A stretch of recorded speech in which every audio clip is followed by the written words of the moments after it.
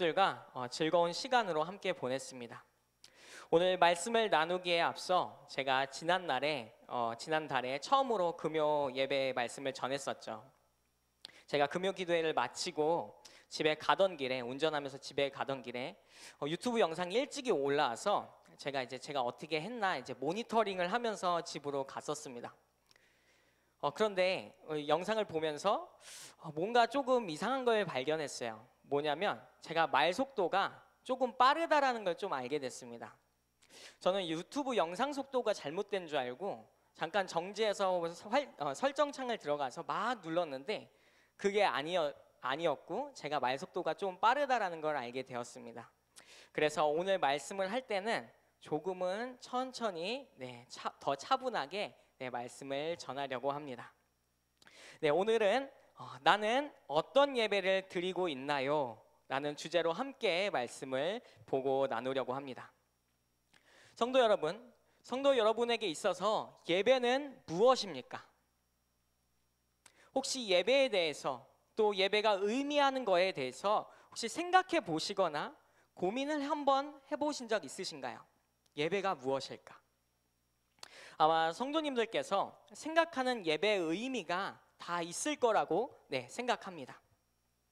그래도 우리 잠시 예배의 기본 의미를 잠깐 살펴보려고 합니다.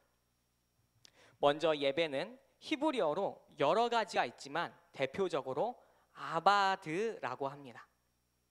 아바드라는 뜻은 봉사, 섬김이라는 뜻을 가지고 있는데 히브리인들에게 있어서 예배는 숭배, 순종, 섬김이라는 개념을 가지고 있습니다. 또 우리가 잘 알고 있는 단어인데 워십이라는 단어는 다들 잘 알고 계시죠? 예배라는 이 영어 단어는 월스, 가치와 신분이라는 단어가 합쳐져서 만들어진 합성어입니다. 즉 존경과 존귀를 받을 만한 가치가 있는 존재라는 뜻인데 하나님을 최상의 가치라 인정하며 그에 합당한 존경과 영광을 돌리는 것을 말합니다. 이것을 예배라고 합니다. 또 예배는 예수님의 십자가의 사랑과 구속의 은혜를 받은 자가 그에 대해 응답하며 감사와 경배로 말씀을 듣고 성령의 임재를 경험하며 그를 찬양하고 기뻐하는 것을 말합니다. 우리가 매주 또 삶 속에서 매일 드리는 예배가 바로 이러한 예배라고 할 수 있습니다. 이 밖에도 히브리서 13장 15절에서 16절 말씀에 보면 예배에 대하여 우리에게 이렇게 말씀해 주고 있는데 우리 한 목소리로 우리 다 같이 한번 읽겠습니다. 시작. 그러므로 우리는 예수로 말미암아 항상 찬송의 제사를 하나님께 드리자. 이는 그 이름을 증언하는 입술의 열매니라. 오직 선을 행함과 서로 나누어 주기를 잊지 말라. 하나님은 이 같은 제사를 기뻐하시느니라. 아멘. 하나님을 찬양하는 것. 그리고 선을 행하며 다른 사람과 함께 사랑을 나누는 것. 하나님이 기뻐하시는 예배가 무엇인지, 어떤 예배를 드려야 하는지 분명히 말씀은 우리에게 이야기해주고 있습니다. 그런데 성도 여러분, 여기서 우리가 반드시 기억해야 하는 것이 있습니다. 그것은 예배는 선택사항이 아니라는 거예요. 예배가 무엇이 아니라고요? 선택사항이 아닙니다. 내가 드리고 싶으면 드리고 안 드리고 싶으면 안 드리는 그런 선택사항이 아니라는 것입니다. 그럼 예배는 무슨 사항일까요? 예배는 우리 그리스도인 모든 성도의 의무이며 필수사항입니다. 왜 의무이고 필수사항일까요? 그것은 하나님이 우리를 하나님을 예배하는 자녀로 창조하시고 택하시고 불러주셨기 때문입니다.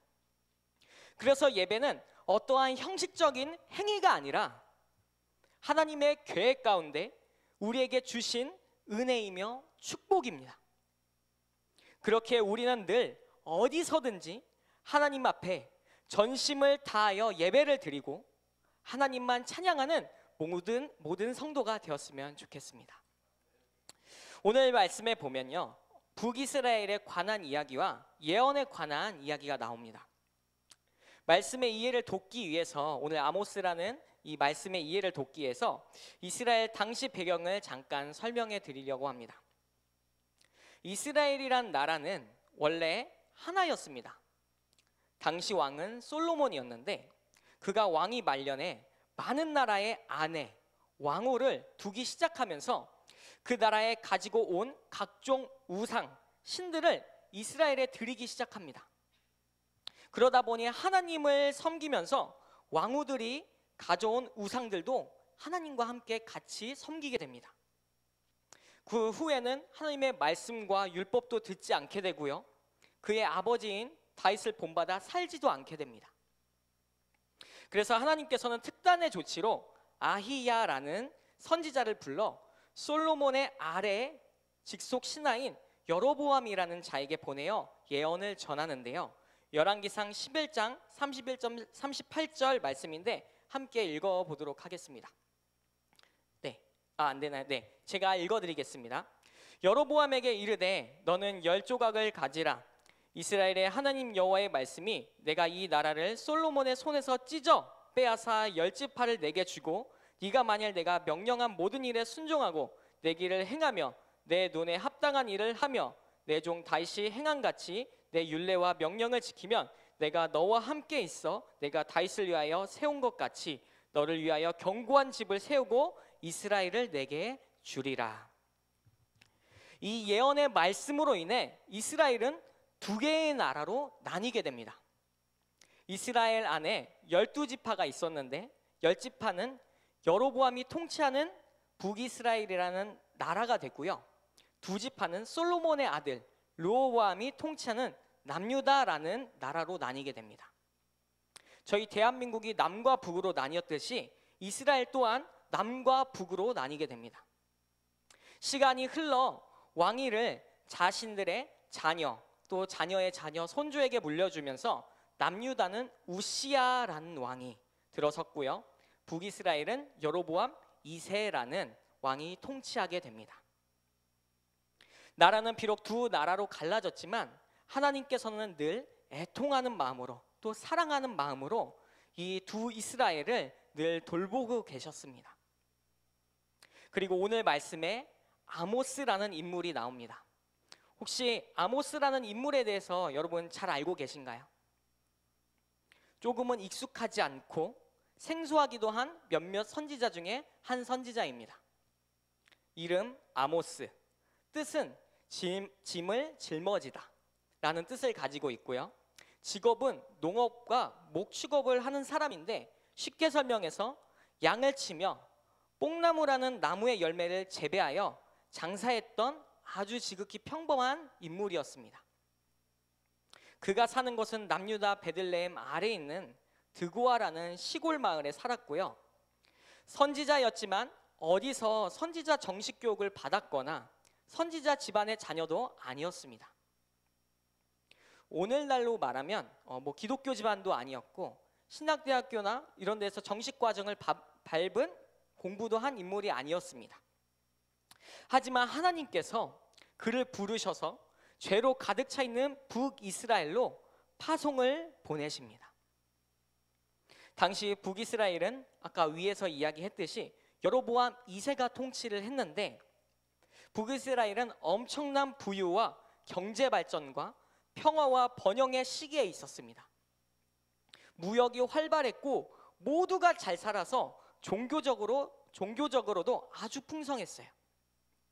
얼마나 풍성하고 풍요로웠는지 그들의 신앙에 대해서 아모스서 4장 4절 하반절에 이렇게 말씀합니다.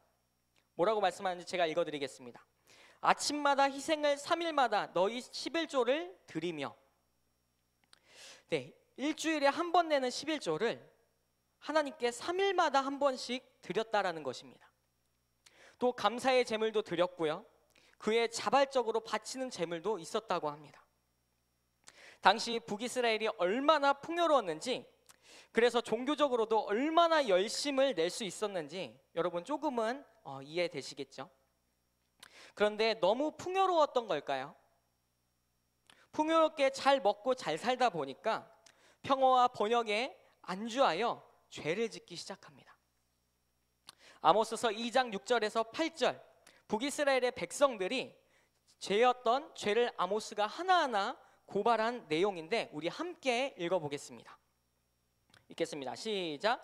여호와께서 이와 같이 말씀하시되 이스라엘의 서너 가지 죄로 말미암아 내가 그 벌을 돌이키지 아니하리니 이는 그들이 은을 밟고 의인을 팔며 신한 켤레를 받고 가난한 자를 팔며 힘없는 자의 머리를 티끌 먼지 속에 발로 밟고 연약한 자의 귀를 굳게 하며 아버지와 아들이 한 젊은 여인에게 다녀서 내 거룩한 이름을 더럽히며 모든 제단 옆에서 전당에 잡은 옷 위에 누우며 그들의 신전에서 벌금으로 얻은 포도주를 마심이니라.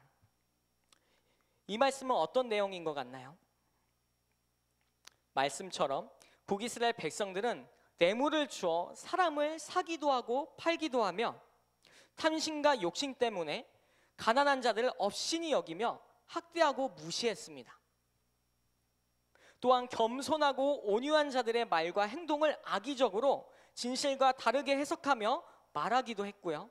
그리고 바알이라는 우상을 숭배하는 여인과 음행을 일삼으며 방탕함과 불공정함으로 삶을 살아갔습니다. 이러한 삶을 살아간 백성들, 그렇다면 그들의 예배는 어떠했을까요? 그들의 예배는 당연히 하나님이 예배의 주인이 아니라 자신들이 예배의 주인이 되어 자신의 만족과 행복함으로 예배를 만들어가게 됩니다. 예물을 많이 드리는 것에 만족하는 예배가 되었고요. 형식적으로 예배 참석하는 것이 당연한 예배가 되었고, 입으로 회개를 하지만 행실은 회개와 전혀 다른 삶으로 예배를 드리게 되었으며, 말씀을 들으면서도 마음의 반은 하나님, 반은 세상, 두 마음을 품으며 하나님께 예배를 드렸다라는 것입니다. 성도 여러분, 예배의 주인은 누구이십니까? 하나님이십니다. 그런데 지금 이스라엘의 백성의 예배의 주인은 누구죠? 자기 자신입니다. 하나님을 열심히 섬기고 예배한다고 하지만 그들의 실상은 많은 죄를 짓고 다니며 하나님이 아닌 받으시는 분이 빠져버린 자의 자기 자신이 만족하는 예배, 즉 종교 생활을 했다라는 것입니다. 이러한 북이스라엘의 모습을 볼 때 우리의 예배는 어떤지 돌아보아야 합니다. 하나님만이 예배의 주인이 되십니까? 하나님만 만족하시고 기뻐하는 예배를 우리는 지금 드리고 있나요? 하나님을 열심히 섬기고 예배한다고 하지만 그 예배가 어느 때부턴가 2번, 3번으로 밀려나고 있지는 않은가요? 또 어느 때부터인가 하나님이 빠지고 일과 열심과 나의 만족으로 예배를 드리고 있지는 않습니까? 우리의 예배의 주인은 오직 하나님이십니다. 우리의 예배는 하나님만 만족하시고 기뻐하시는 예배가 되어야 합니다. 예물을 많이 드리는 예배 아닙니다. 형식적인 예배 참석 아닙니다. 입술로만 고백하는 회개 아닙니다. 나의 마음에 반만 드리는 예배 아닙니다. 우리의 예배는 전심으로 온 힘을 다하여 하나님께 나의 마음을 전부 드리고 집중하며 말씀에 순종하는 예배를 드려야 합니다. 하나님이 기뻐하시는 예배는 나의 어떠한 예물과 행위나 노력이 아니라 하나님을 사랑하여 그의 뜻과 계명에 순종하는 마음을 갖고 드리는 예배자의 예배를 기뻐하십니다. 우리가 그런 예배를 드리는 예배자가 되길 간절히 소망합니다. 하나님의 이름만 높이고 온전히 집중하는 예배가 되길 간절히 소망합니다. 아모스 선지자는 이러한 죄를 짓고도 회개하지도 예배하지도 않는 이스라엘을 향해 애통하는 심경과 마음을 갖고 계속해서 외쳤습니다. 그래서 아모스서 1장부터 4장까지 5장까지는 그거에 대한 외침이에요. 하나님이 심판하실 것입니다. 하나님은 정의의 하나님, 공의의 하나님이십니다. 회개하고 돌아오십시오. 여러분들의 잘못된 예배, 위선적인 태도, 부도덕한 행위 모두 회개하고 돌아오십시오. 아모스 선지자는 계속해서 설득하고 설득했고요, 하나님의 말씀과 예언을 계속해서 선포했습니다. 북이스라엘의 백성들이 이런 외치는 소리에 여러분 회개하고 돌아왔을까요? 열심히 외쳤는데 결론은 아무도 돌아오지 않았습니다. 아모스서 4장 말씀에 보면 하나님의 탄식함이 묻어나오는 또 반복되는 구절이 있는데 이렇게 말씀합니다. 제가 읽겠습니다. 너희가 내게로 돌아오지 아니하였으니라 여호와의 말씀이니라. 아무도 아모스가 외치는 소리를 듣지 않았고요, 회개하라는 외침에 회개하는 자가 없었습니다. 아모스는 이러한 하나님의 깊은 탄식에 함께 탄식하며 애타는 심정으로 하나님의 말씀을 대언하게 됩니다. 우리 다시 한 번 더 아모스서 5장 21절에서 24절 같이 그 말씀을 한 번 더 같이 읽겠습니다. 시작.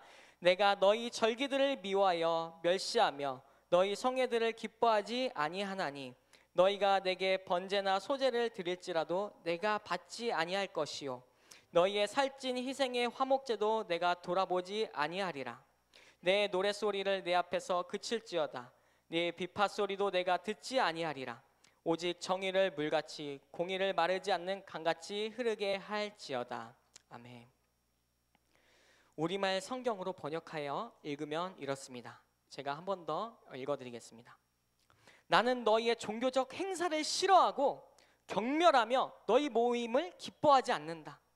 너희가 나에게 불로 태워 바치는 번제나 곡식으로 드리는 소제를 드려도 내가 받지 않을 것이며 살찐 짐승으로 화목제를 드려도 내가 거들떠보지도 않을 것이다. 너희는 내 앞에서 노랫소리를 그쳐라. 너희 비파소리를 내가 듣지 않을 것이다. 오직 정의를 강물처럼 흐르게 하고 의를 시냇물에 마르지 않고 흐르는 것처럼 항상 흐르게 하라. 위선적으로 드리는 그들의 예배는 하나님을 몹시 불쾌하게 했고 그것을 넘어서서 하나님께서 그들의 예배를 경멸하며 크게 진노하셨습니다. 이는 단순히 싫어하는 차원을 넘어서 참기 어려울 정도로 진노하셨다라는 말씀인데, 저는 오늘 이 말씀을 아모스서를 또 한 번 읽을 때마다, 저는 이 부분을 읽을 때마다 마음이 아팠습니다. 하나님의 애통하시는 소리가 계속해서 들리는 것 같았습니다.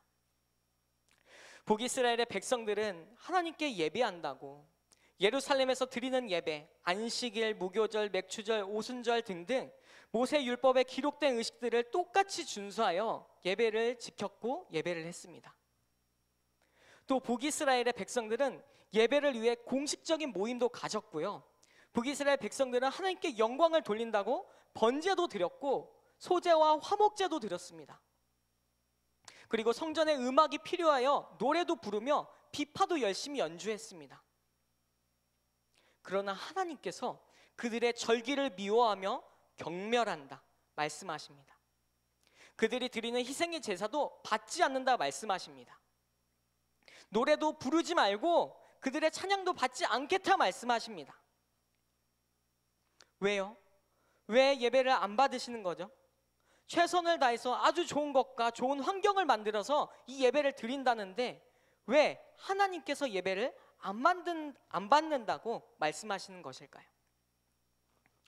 북이스라엘의 백성들의 예배를 받지 않으셨던 것은 그들이 드리는 예배가 어떤 의미인지, 그것을 받으시는 분이 누구신지, 그것을 통해 자신이 어떻게 되어야 하는지 관심이 없고 그저 종교적인 행실로서만 머물러 있었기 때문에, 또 신앙과 삶이 일치하지 않았기 때문에 하나님께 거짓되고 위선적인 예배를 드렸기 때문이었습니다.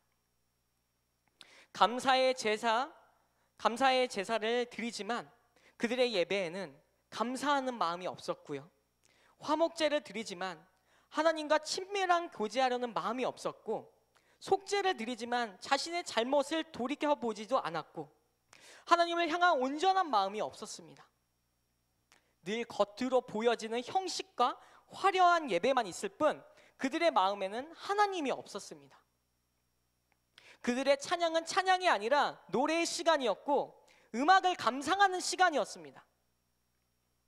성도 여러분, 하나님께 우리의 마음을 속일 수 없습니다. 아무리 좋은 예배, 열심을 다해서 만든 예배, 좋은 환경을 준비한다 하여도 우리의 마음이 받으시는 하나님을 위하지 않는다면, 하나님을 향한 중심이 되어지지 않는다면, 삶과 예배가 같이 가지 않는다면 그것은 하나님께서 받지 않으시는 예배가 됩니다. 성도 여러분, 우리의 형식적인 예배로는 하나님을 기쁘시게 할 수 없습니다. 하나님이 기뻐하시는 예배를 드리기 위해서는 우리가 신령과 진정으로 예배할 때 하나님이 기뻐하십니다. 신령과 진정. 여기서 신령은 성령 하나님의 힘을 말하며, 진정은 진리, 즉 하나님의 말씀을 말하는데, 한마디로 성령과 말씀으로 예배해야 한다라는 것입니다. 말씀을 정리하겠습니다. 북이스라엘의 예배에는 회개가 없었습니다. 하나님의 뜻을 분별하지도 않았고 자신들의 이성과 감성에서만 예배를 드렸습니다. 형식적이고 예식적인 것에 열심을 다하였고 삶과 일치되지 않는 예배를 드렸습니다. 이것이 오늘날과도 같습니다. 많은 성도들이 화려한 예배와 교회를 찾아다닙니다. 또 나를 만족시킬 만한 예배, 나를 만족시킬 만한 찬양, 듣기 좋은 말씀만 찾아다닙니다. 우리가 드리는 매번의 예배에 하나님을 향한 온전하고 진실한 마음과 말씀이 없다면, 또 그 말씀을 통해 우리의 삶에 아무런 변화가 없다면 우리의 예배는 아마 아모스 시대와 똑같은 예배를 드리고 있을지도 모릅니다. 성도 여러분, 우리는 하루속히 지난날 하나님께 집중하며 온전한 마음을 드리지 못했던 것을 자복하고 회개함으로 하나님께 나아가며 예배하길 간절히 소망합니다. 감사의 예물을 드릴 때 정말 하나님께 정말 감사하는 마음을 가질 수 있게, 회개해야 할 때 일주일간의 나의 잘못을 돌아보며 진실되게 회개할 수 있게, 예배할 때마다 하나님을 만나기를 소망함으로 나올 수 있는 우리가 되길 간절히 소망합니다. 이 기도의 시간을 통해 다시 한번 우리의 예배가 온전히 회복되어지고 우리의 사랑과 공의로 이끄시는 하나님을 바라보며 기도하는 저와 여러분 되길 소망합니다. 하나님께서 오늘도 영과 진리로 예배할 자를 찾고 계십니다. 그 예배자가 저와 여러분들이 되길 간절히 소망합니다. 우리 시간 같이 예배합니다. 찬양하겠습니다.